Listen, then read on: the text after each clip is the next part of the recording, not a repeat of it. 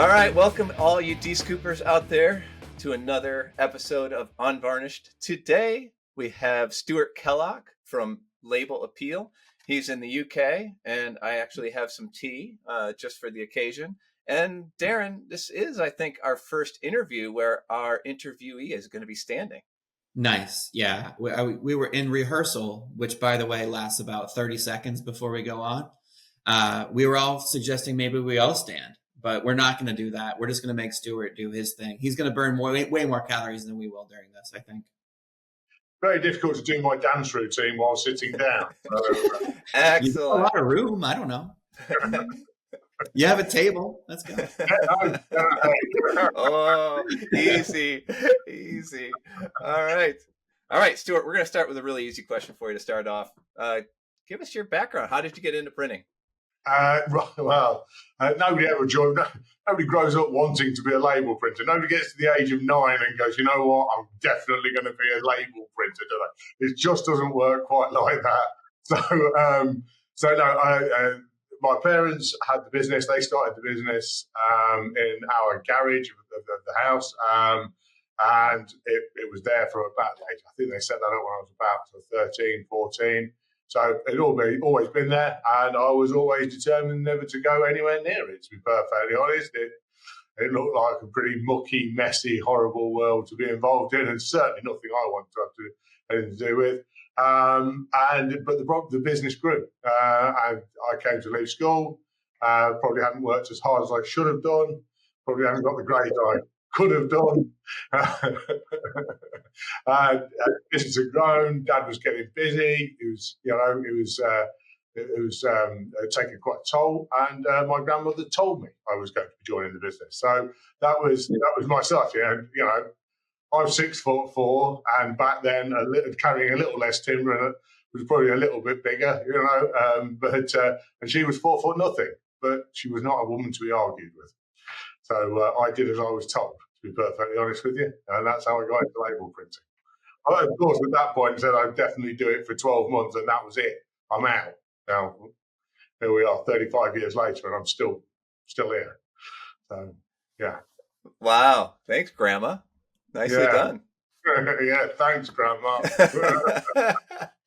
Now, I read a little bit of your history on your website, and it seemed as though there was like a little bit of a reckoning with the company in the early 2000s that kind of shifted where the business went.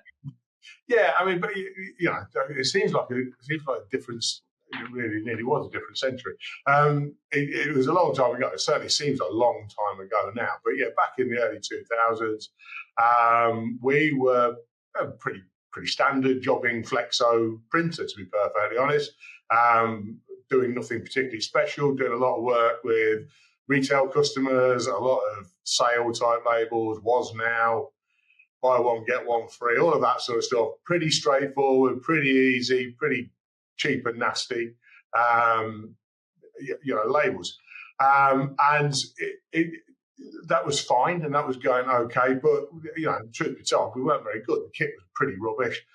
The training was pretty rubbish. I was pretty rubbish. We had to make quality used to count. It used to, if the ink was on the paper, that was good enough, basically. That was our go-to. The one thing we could do was deliver on time. So we always made sure the labels got there on time. Weren't always the best labels. And we had a bit of an issue with quality. And we had a lot of customer complaints. About 2002, 2003, this is all starting to get a little bit out of hand. I recognise, I think I was production director at that time, recognise, look, this is my fault. This is my responsibility. Something's got to happen. Something's got to change. So I decided that I would get the customer complaints file out and have a look at it. So I got the customer complaints file out. It was yay high. I sat it on my desk and then did what all good managers do when they've got a problem like that big to tackle. I went and found something else to do for 2 weeks. So I went off, did something else for 2 weeks. Bloody pile just sat there. Actually, it got a little bit bigger while we were sat there. And then all of a sudden, I just like, I'm definitely going to tackle this. And then fortunately for me, the mail arrived. So I'm opening the post. And I had a particular letter where it said, are customer complaints a problem in your business? So I'm sat at my desk, part of customer complaints just there, and this letter which says, are customer complaints a problem inside your business? I went, yeah, there's a bit of an issue actually, but who's told you? Who sent this when they know that that's there? So I did a bit of research. There was a letter from the local university who were running a course on quality management. The name of the course was a master's degree in the management of quality excellence. Went down there, saw them, realised it was what we needed, did a 3-year master's degree in management of quality excellence, and to say you never look back is probably a bit of an overstatement because it's a long process. And I remember starting the course, and the professor on the course said, "You're in excellence. This is going to take you 10 years." And more or less to the day, from the day I started to the winning of our first award as a decorative label printer, was just shy of 10 years. So he knew his stuff. And yeah, that was the beginning of our transformative journey. That wasn't obviously all digital, still Flexo at that time. And we were still Flexo up until 2010. But yeah, that was it. 2003, September. Wow. Yeah. But around the same time, as you went on that journey, it seems as though the types of clients you worked with transformed as well. I mean, it seems like the type of retail work you were doing to what you're doing now is significantly different. Yeah, I mean, I think in 2003, we kind of made the decision, right, that's it. We're going to start investing in this business to produce quality. We'd been doing these cheap labels, doing a reasonable job. We're making good money out of it, So if you're making good money, what do you want to change anything for, So we're making good money out of it, getting the ink to stick on the paper, but other people were working out what we were doing. All that we were doing different to every other label printer was delivering on time. And then, they worked out what I was doing, and then, rudely decided to muscle in on my act and started delivering on time as well, which, was not standard practice for printers back in 2003, to be perfectly honest. Wow. So all of a sudden, we're now competing on price because everybody's doing exactly the same thing. We've got to improve our quality. And I just went, look, that's a marketplace that was our place. It's no longer our place. We need to start transitioning out. And that transitioning process started with a recognition that we needed to improve the quality of what we were doing. So that meant improving the training, improving the quality of the kit, and just creating a better all-round environment, which is very, very easy to say. Congratulations on making that shift. I know it can't be easy to do. It takes intentional effort to do something to that magnitude. I have a question about your company today. Can you briefly describe what the best thing is about your team and what you're doing sort of from a zoomed out perspective today? And how do you make sure that you're staying sort of ahead of the game in terms of planning? So maybe you don't have to go through such a major transition and you can sort of solve problems in advance. So I know it's a kind of a two-part question, but can you share a little bit about sort of where you are today and your approach for sort of saying, making sure you're improving in the next year or two? Yes. Where are we today? Where do we think we are? We're quite confident. I don't think we're cocky. I do think we are a confident label printer, confident decorative label printer. We have the awards, we have the ability, we know where we are in the marketplace. In the UK, we're recognised as being sort of top 3, top 4 in terms of quality. I mean, I only recognise as being the top, but you have to take other people's opinion into consideration, apparently. So that's kind of where we're at in terms of decoration. We did lead the way, in terms of decorative printing. I do think that, short run decorative printing, we were right at that front edge of that. And the development of the equipment, the development of the training, certainly working alongside digital technology to deliver that level of quality was something that we were right at the very front edge of. And we've managed to stay that way. It's getting tougher. Don't get me wrong. It's getting much tougher to stay in the to hold that position and stay in the lead. Just simply because the kit is becoming more accessible. People are starting to work out that you've got to be able to deliver that level of quality if you want to compete in the marketplace. So that then leads us into we have to rethink what we're doing and rethink where we're going the whole time. Thinking about where we are in the future and where we're going to get to and how we pick out those problems and issues, that's really about having conversations with your customers. That's about really trying to work out what their needs are, what their demands are. We were really lucky. We jumped on the digital bandwagon at just the right time. We managed to miss the early years grief and pain, managed to just about catch the front edge of the improved technology, and then we managed to stick the decoration on top of that right that from there. We can't find that next technological leap. We haven't seen it yet. I know there's lots of talk out there in terms of decoration about what the next thing is going to be.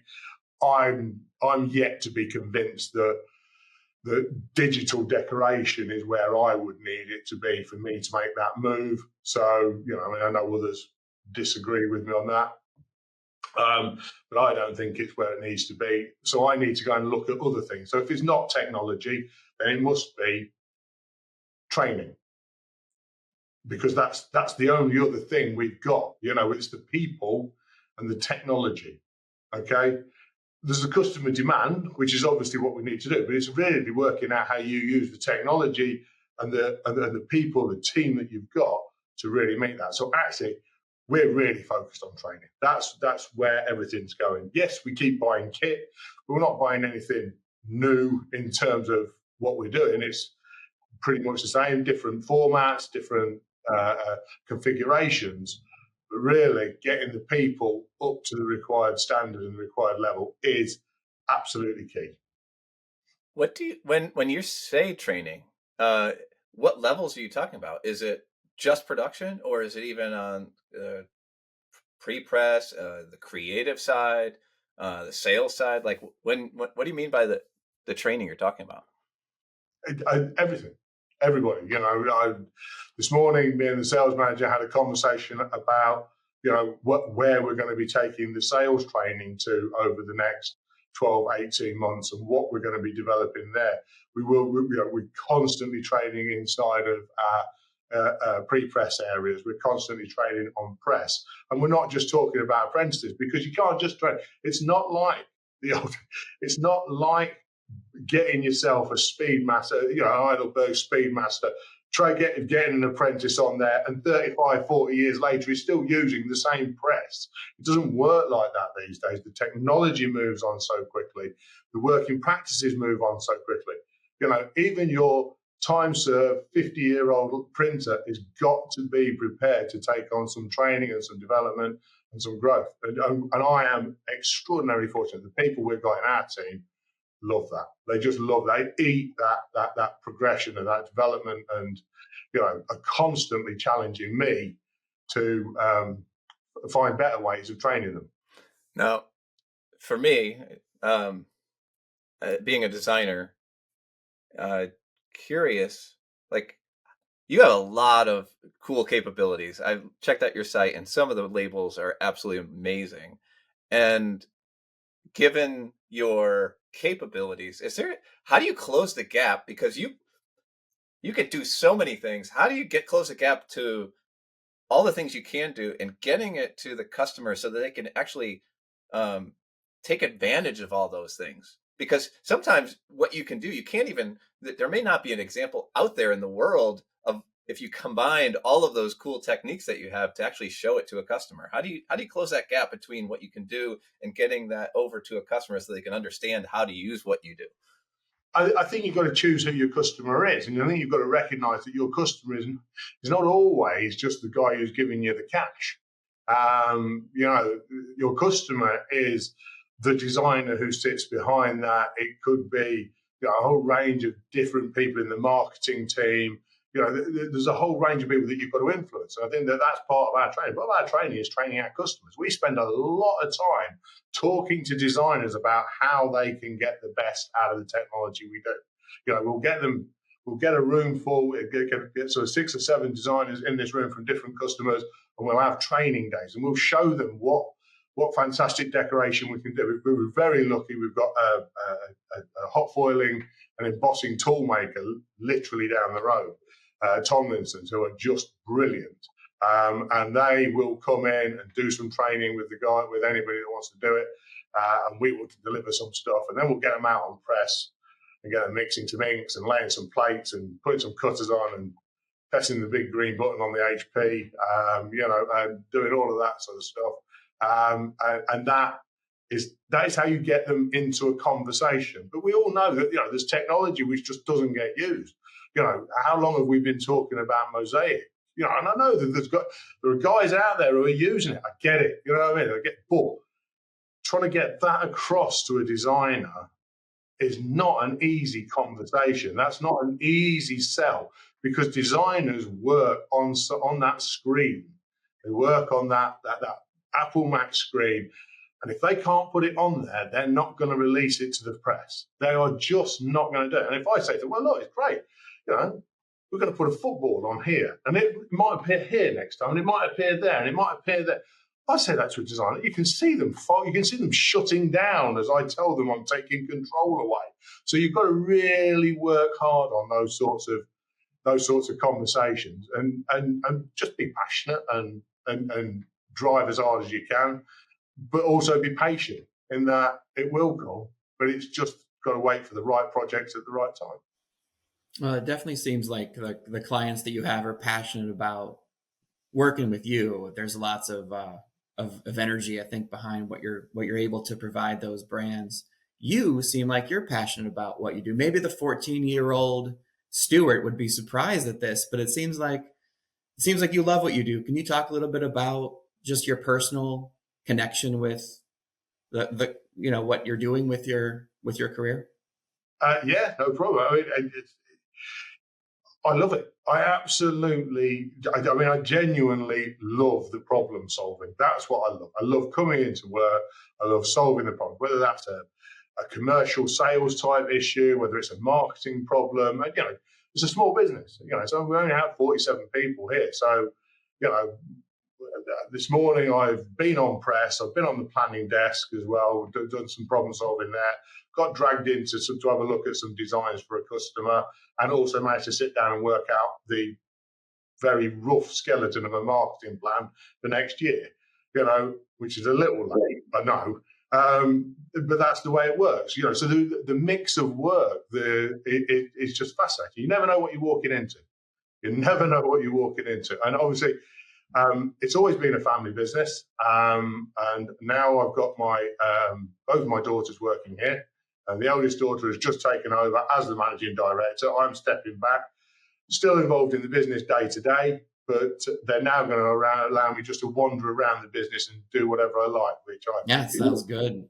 You've still done way more than Chris and I have this morning. Like, you just described a really productive day, and we need to match your get my side of the story at this moment, Darren. You know what I mean?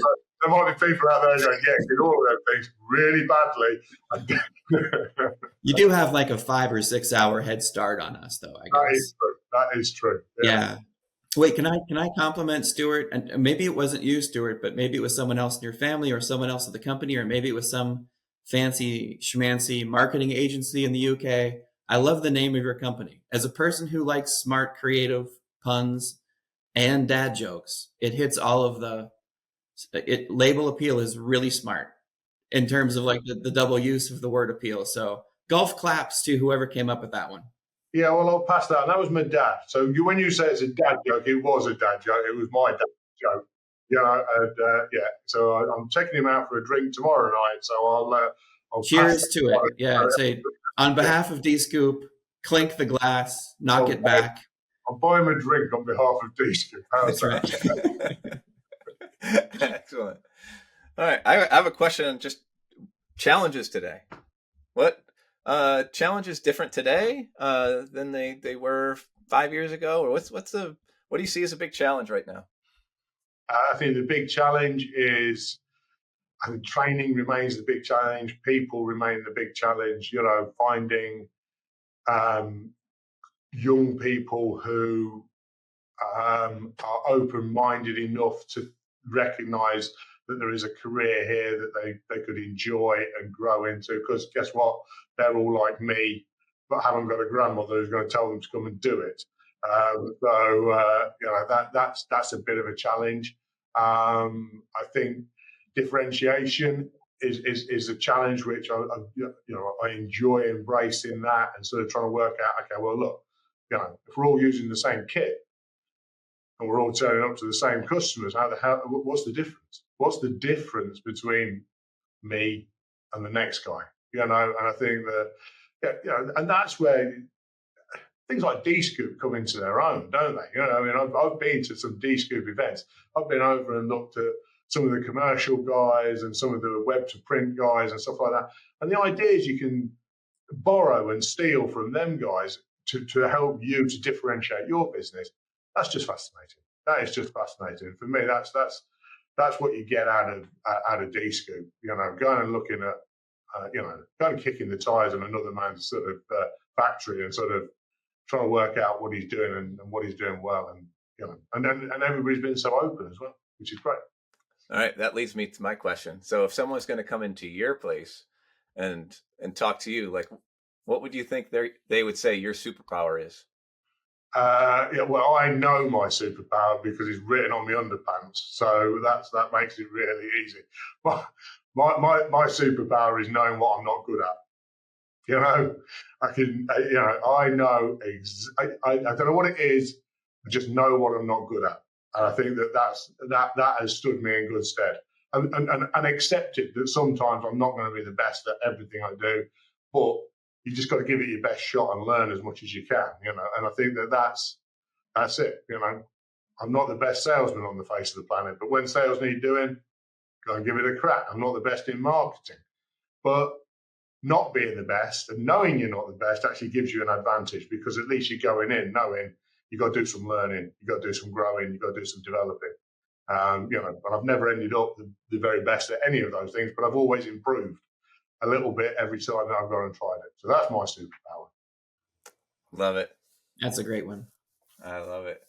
Now, would your daughters agree with that? Yeah, they will tell you I'm not very good at anything. Here's the long list of proof that my dad has that superpower. Right?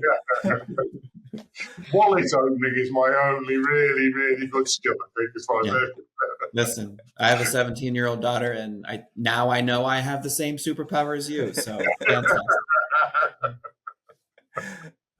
fantastic. All right, Stuart, I think I'm done with questions. Darren, you got anything else? Darren, anything you have? I thought you were asking Stuart. Nope, I'm good. It was really a pleasure meeting you, Stuart. Congratulations on having a successful business over there overseas in the UK, and it was really fun getting to know you. No, it's been nice, guys. Thanks very much. Really enjoyed it. Thanks, Stuart. Have a great day. Cheers. Take care. Bye-bye.